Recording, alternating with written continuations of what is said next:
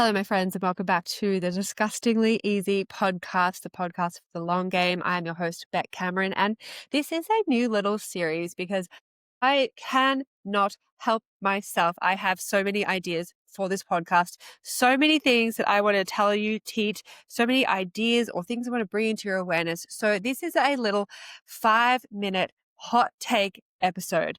And this episode, number one, is going to be aptly titled How Not to Binge Your Fucking Face Off This Christmas, because regardless of whether it's in the forum, regardless of if it's on Instagram or in any other places where I'm having these conversations, not binging, not overdoing it, not going crazy this Christmas is a topic that everyone wants to talk about. So let's go.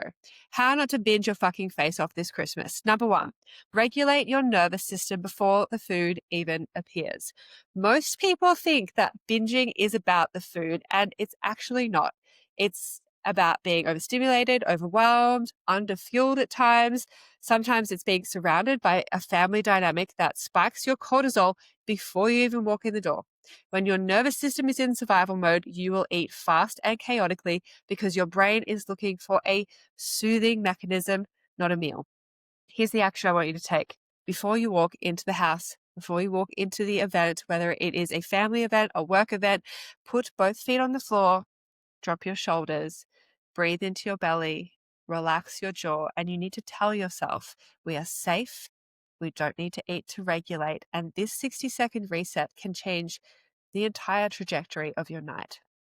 Number two, fuel yourself properly before you even get there. So if you are trying to save calories for Christmas lunch, Christmas dinner, or for the drinks you're going to have at some work event, you are going to be walking into these events underfed. So bringing in anxiety and genuine hunger, which is low blood sugar, low dopamine, low resilience, low executive functioning, high cravings, zero breaks, your brain is going to be feral because you've deprived it. The action here is to not change how you're eating just because you're going to these events. You still eat breakfast. We still eat lunch. We still have a protein rich snack. We don't need to think about being good. I want you to think about being fueled. This is preventing the biological conditions that lead you to binge in the first place. Number three, pause before you put anything on your plate, because binging is often an autopilot behavior. It's not intentional. It's sometimes just about the momentum. The fastest way to stop that is to break the pattern. So the action you can take here is having a rule around only filling up your plate once, as if you were going out to a fancy restaurant, sitting down, eating your plate of food, and that's it. Otherwise, use the 3-second pause, reach for the food, stop, ask yourself, do I actually want this, or am I just feeling overwhelmed?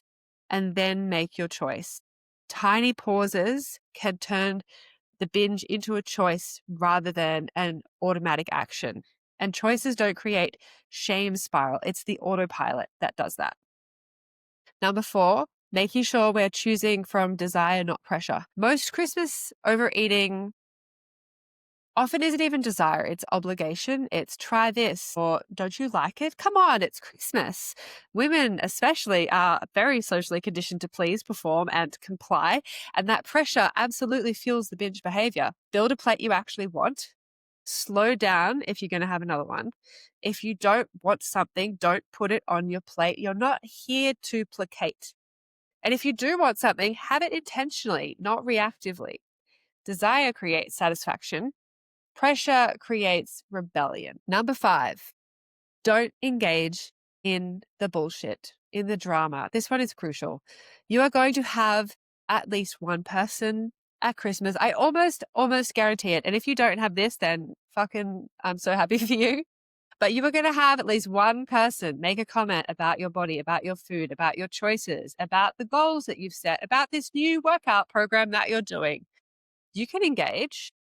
You can educate, you can defend yourself, but if that drains your energy, if that feels expensive to your delicate nervous system, if that leaves you dysregulated, guess what the quickest way you're going to find to regulate is going to be? It's going to be the fucking food. If someone comments about your plate, about your body, about your choices, I want you to practice simply saying, okay, and then walking away. You don't have to engage with a conversation that is going to be emotionally taxing for you on a day where you're already facing potentially a lot of different conflicting choices, actions, and emotions that you need to take. That one word, okay, protects your peace more than any boundary, more than any idea, more than any negotiation or re education ever will. If someone is genuinely curious, of course, like you can explain, but if they're triggered and they're projecting, if they're trying to pull you down to where they are, you don't have to go with them. You can simply say, okay, stay in your power and walk away. So your 5 steps today, right? The things you're going to do to make sure that you don't binge your fucking face off this Christmas: regulate, fuel, pause, choose intentionally. And if you find that someone is making comments, do not engage.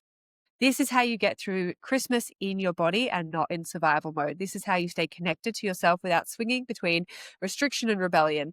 And listen, if you're not in the long game and you want to come to a place where we actually talk about this stuff at length, we dismantle diet culture, we build emotional resilience, and we make this shit disgustingly easy, then come join us. You don't have to figure out all this shit on your own. And if you are in the long game, jump into the forum after listening to this. Tell me what landed. Tell me what you're worried about. Tell me how I can support you, how we can support each other moving through this Christmas and New Year's period. We do this together. This is the work. See you in the next hot take. See you in the next episode. Maybe I'll see you in the forum in the long game. And remember, when nothing is certain, anything is possible. You've got this, and I've got you.